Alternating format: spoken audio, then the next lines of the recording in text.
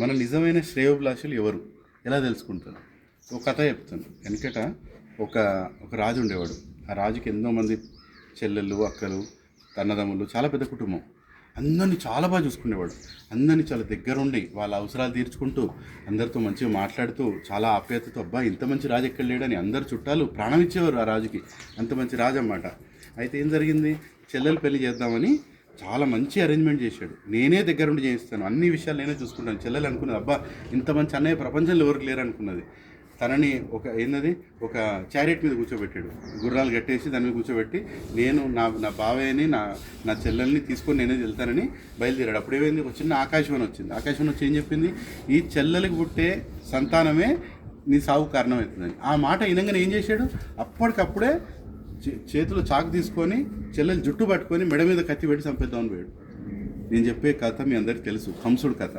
ఆ చంపబోయిన ఆ చెల్లెల పేరు దేవకి, అవునా? ఆ పుట్టే యువకుడి పేరు కృష్ణుడు.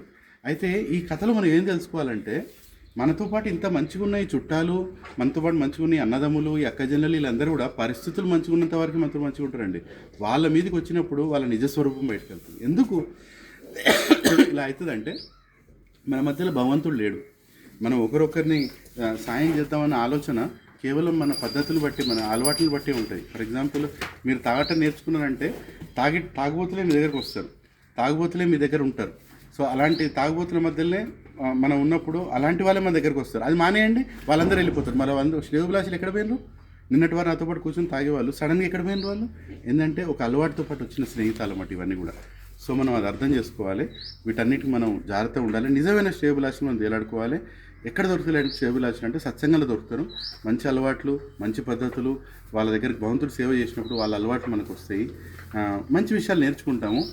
ఎంతసేపు ఒక అలవాటుని బట్టి కాదు, భగవంతునితో పాటు మనం దగ్గర అవుతాం. ఇప్పుడు మనం ఎప్పుడైతే ఏర్లకు నీళ్ళు వేస్తామో, ఆ నీళ్లు అన్నీ కొమ్మలకు వెళ్తాయి, ఆకులకు వెళ్తాయి, ఫలాలకు వెళ్తాయి. అదేవిధంగా ఎప్పుడైతే మనం భగవంతుడు సేవ చేస్తామో అన్ని మంచి అలవాట్లు మనలో కూడా వస్తాయి.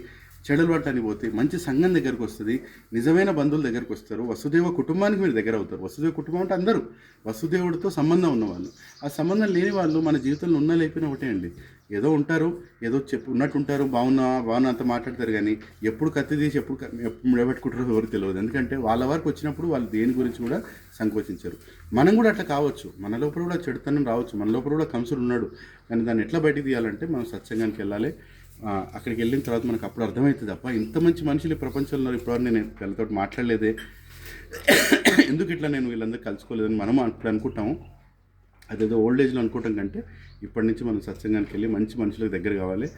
నిజమైన శ్రేయోభిలాషులకు మనం దగ్గర కావాలి, మనం కూడా ఇతరులకు మంచి శ్రేయోభిలాష కావాలి. హరే కృష్ణ.